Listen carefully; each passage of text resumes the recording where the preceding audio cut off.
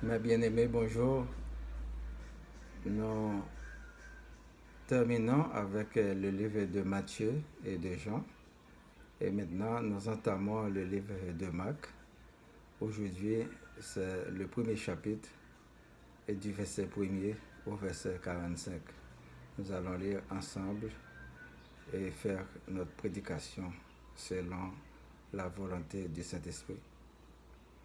Et commencement de l'évangile de Jésus-Christ, Fils de Dieu. Selon ce qui est écrit dans Ésaïe et le prophète, voici j'envoie devant mon message qui préparera ton chemin. C'est la voix de celui qui crie dans le désert, préparez le chemin du Seigneur, aplanissez ses sentiers. Jean parut baptisant dans le désert et prêchant le baptême de repentance pour la rémission des péchés. Tout le pays de Judée et tous les habitants de Jérusalem se rendaient auprès de lui et confessant leurs péchés, ils se faisaient baptiser par lui dans le fleuve du Jourdain. Jean avait un vêtement de poil de chameau et une ceinture de cuir autour des reins. Il se nourrissait de sauterelles et de miel sauvage. Il prêchait, disant, « Il vient après moi celui qui est plus puissant que moi, et je ne suis pas digne de délier en me baissant la courroie de ses souliers.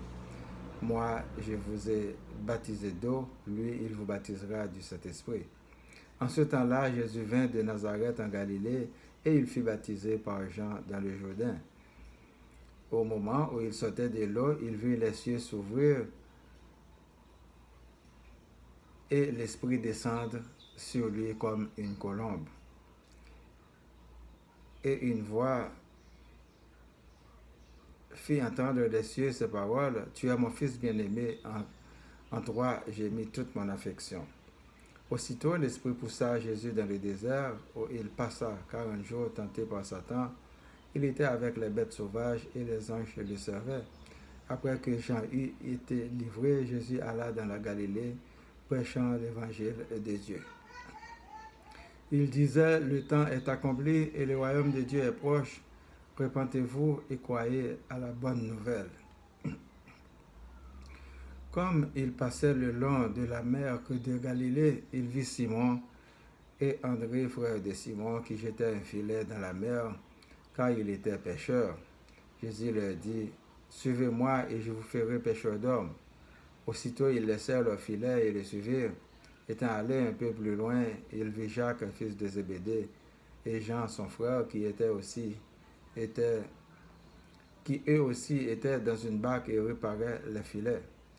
Aussitôt, il les appela et laissant leur père Zébédée dans la barque avec les ouvriers, et ils les suivirent. Ils se rendirent à Capernaum, et le jour du sabbat, Jésus entra d'abord dans la synagogue et il enseigna. Il était frappé de sa doctrine car il enseignait comme ayant autorité et non pas comme les scribes. Il se trouva dans la synagogue un homme qui avait un esprit impur et qui s'écria, « Qu'y a-t-il entre nous et toi, Jésus de Nazareth? Tu es venu pour nous perdre? Je sais qui tu es, le Saint de Dieu. » Jésus le menaça, disant, « Tais-toi et sors de cet homme. » L'esprit impur sortit de cet homme en l'agitant avec violence et en poussant un grand cri.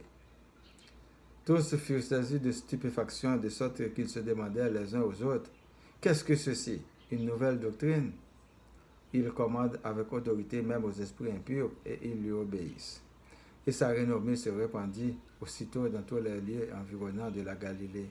En sortant de la synagogue, il se rendit avec Jacques et Jean à la maison de Simon et d'André. La belle-mère de Simon était couchée et en la fièvre, et aussitôt on parla d'elle à Jésus. S'étant approché, il la fit lever en lui prenant la main, et à l'instant, la fièvre le quitta, puis elle les servit. Le soir, après le coucher du soleil, on lui amena tous les malades et les démoniaques, et toute la ville était rassemblée devant sa porte.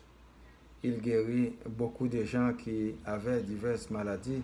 Il chassa aussi beaucoup de démons, et il ne permettait pas aux démons de parler parce qu'il le connaissait. Vers le matin, Pendant qu'il faisait encore très sombre, il se leva et sortit pour aller dans un lieu désert où il pria. Simon et ceux qui étaient avec lui se mirent à sa recherche.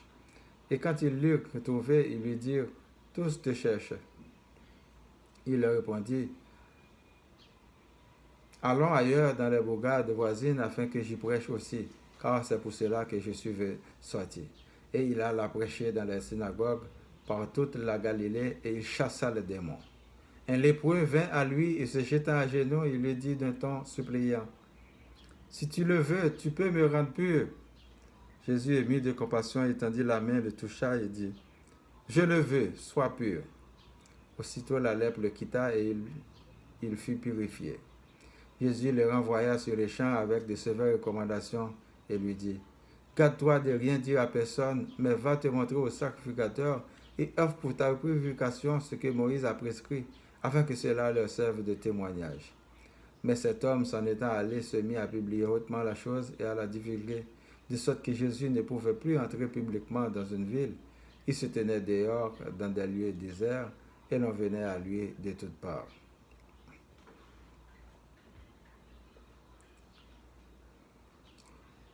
Et comme nous disons tout à l'heure, nous entamons aujourd'hui le premier chapitre du livre de Marc comme étant la bonne nouvelle de l'évangile de Dieu, pour le lire, le partager et prêcher ensemble selon la possibilité que nous accorde le Seigneur des Seigneurs. Jean parut baptisant dans le désert et prêchant le baptême de repentance pour la rémission des péchés. On présente Jean comme celui qui annonça la venue du Seigneur dans le Nouveau Testament. Il était le cousin de Jésus, fils de Zacharie et d'Élisabeth, la cousine de sa mère Marie. Bien entendu, Ésaïe a déjà annoncé la venue du Sauveur. Ésaïe 7, verset 14. C'est pourquoi le Seigneur lui-même vous donnera un signe. Voici, la jeune fille deviendra enceinte, elle enfantera un fils et elle lui donnera le nom d'Emmanuel. Jean baptisait dans le désert, prêchant le baptême de repentance pour le pardon des péchés. Et la Bible nous dit que tout le pays de Judée et les habitants de Jérusalem se rendaient auprès de lui, confessant leurs péchés et se faisaient baptiser par lui dans le fleuve du Jourdain. Jean ne se revêtait pas de vêtements somptueux, ni de vêtements de pourpre, comme certains aujourd'hui, mais portait un vêtement de poil de chameau et une ceinture de cuir autour des reins, et il se nourrissait de sauterelles et de miel sauvage pour le travail du Seigneur. Il prêchait, disant, « Il vient après moi, celui qui est plus puissant que moi, et je ne suis pas digne de délier en me baissant la courroie de ses souliers. Moi, je vous ai baptisé d'eau, lui, il vous baptisera du Saint-Esprit. » En ce temps-là, Jésus vint de Nazareth en Galilée, et il fut baptisé par Jean dans le Jourdain. Au moment où il sortait de l'eau, il vit les cieux s'ouvrir et l'Esprit descendre sur lui comme une colombe. Et une voix fit entendre des cieux ces paroles, « Tu es mon Fils bien-aimé, en toi j'ai mis toute mon affection. » Mais bien-aimé, sans l'Esprit de Dieu, l'homme ne peut pas accomplir les œuvres de l'Esprit. Ésaïe était animé de l'Esprit de Dieu, il avait vu le trône du Seigneur.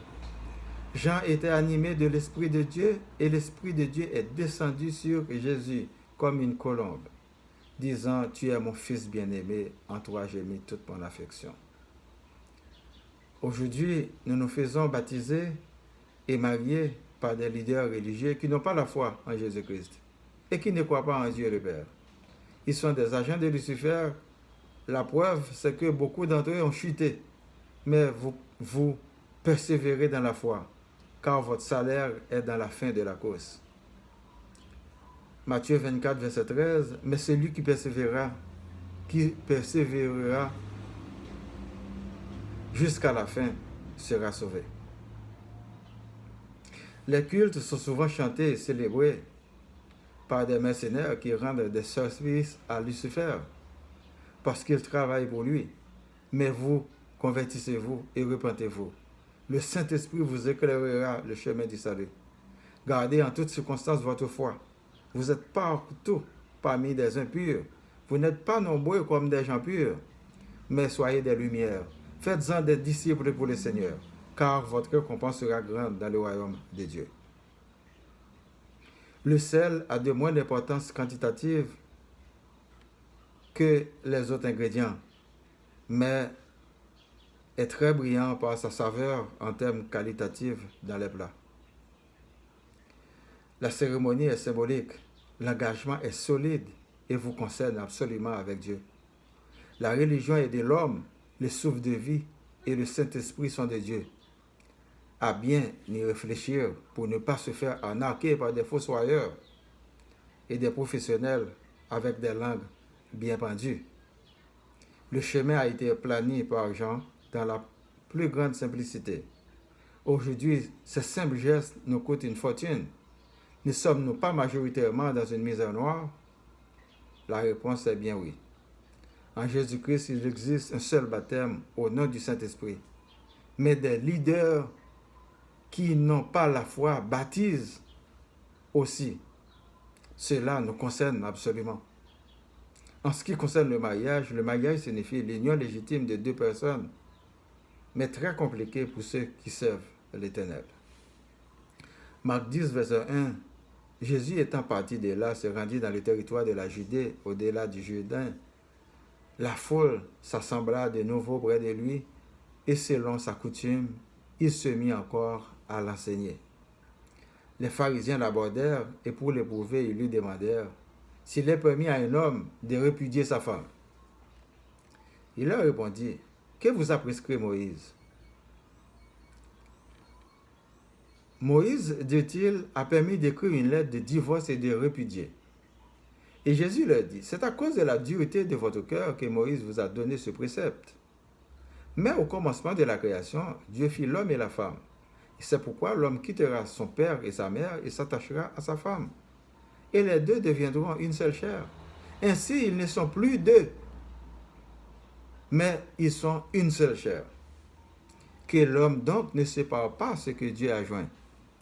Lorsqu'ils furent dans la maison, les disciples l'interrogèrent encore là-dessus. Il leur dit, c'est lui qui répudie sa femme et qui en épouse une autre, commet un adultère à son égard? Et si une femme quitte son mari et en épouse un autre, elle commet un adultère?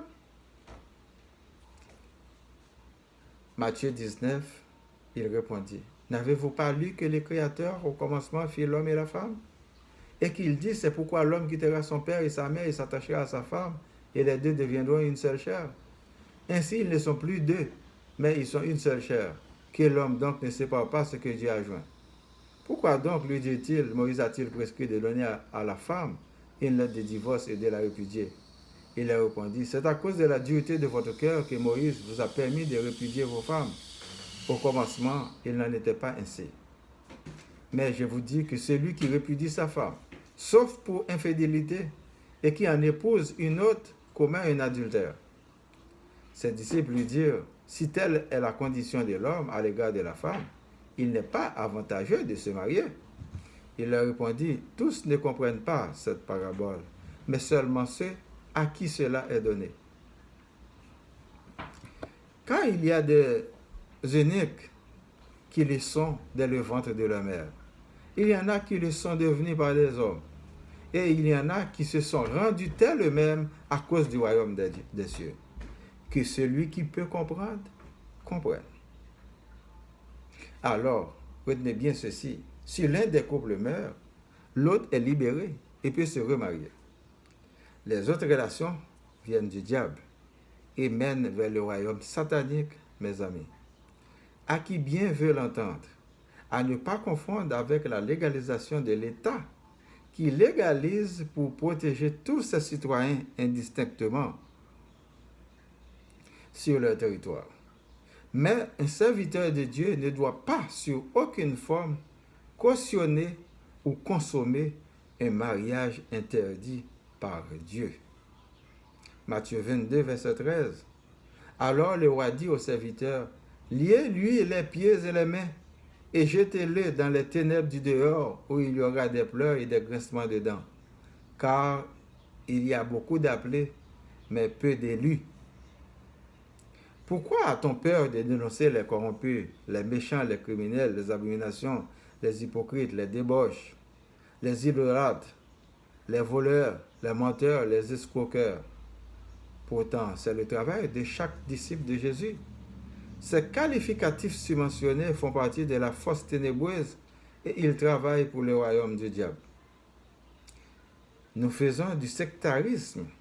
Le message devrait être universaliste. Sinon, c'est comme jeter une goutte d'eau douce dans l'océan pour le rendre potable.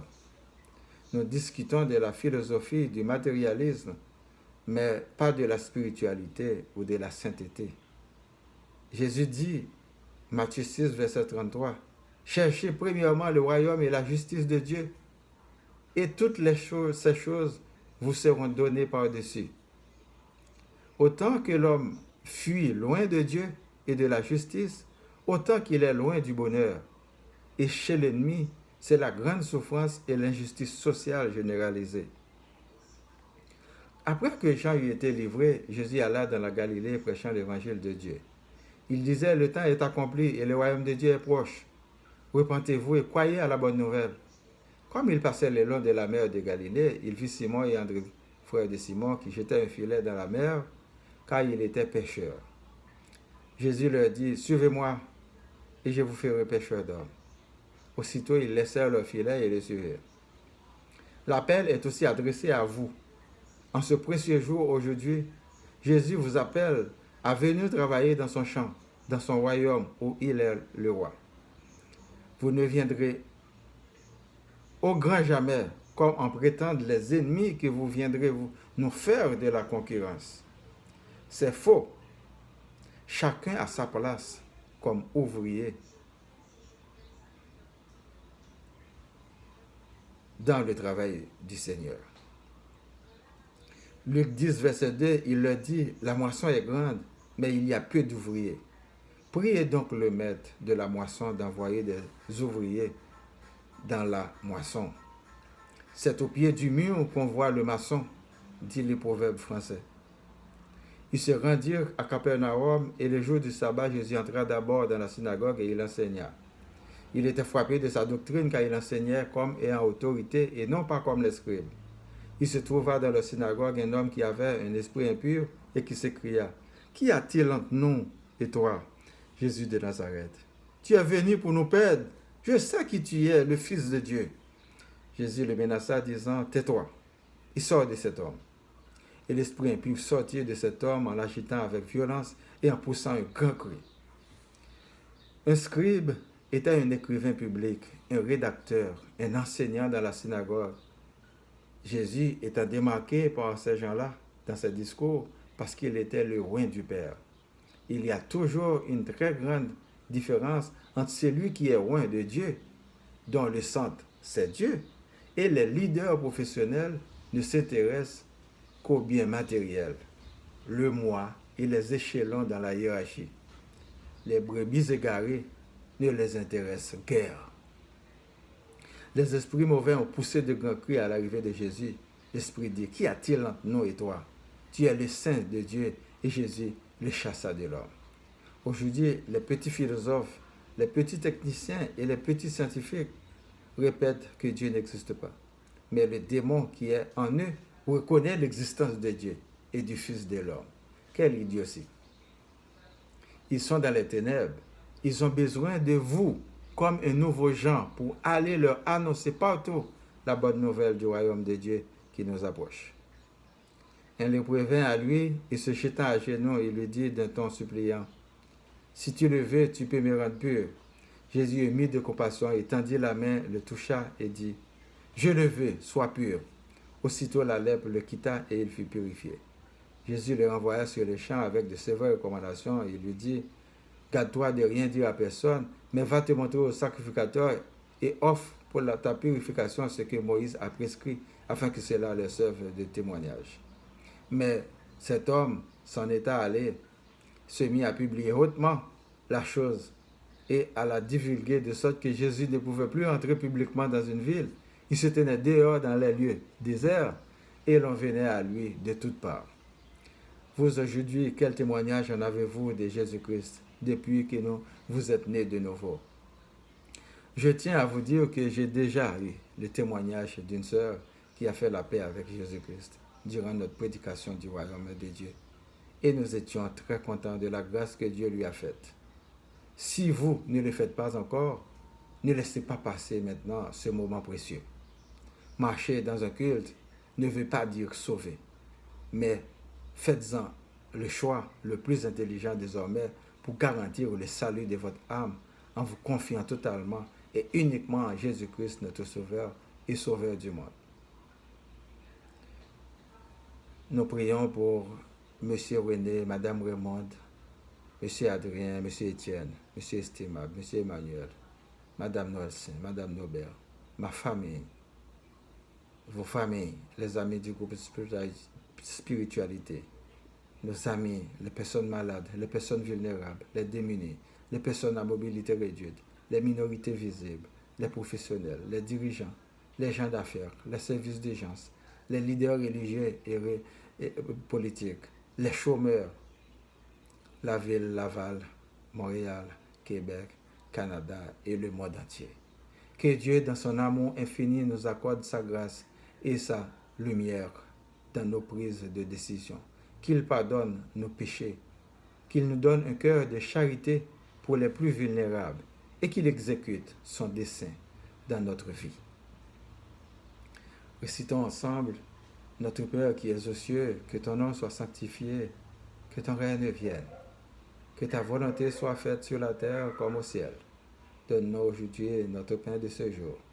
Pardonne-nous nos offenses comme nous pardonnons aussi à ceux qui nous ont offensés, et ne nous laisse pas entrer en tentation, mais délivre-nous du mal, car c'est à toi qu'appartiennent le règne, la puissance et la gloire au siècle des siècles. Amen. Je vous souhaite de passer un bon dimanche et une bonne semaine. Lisez votre Bible, c'est votre serviteur et Boniface Paradon. Merci.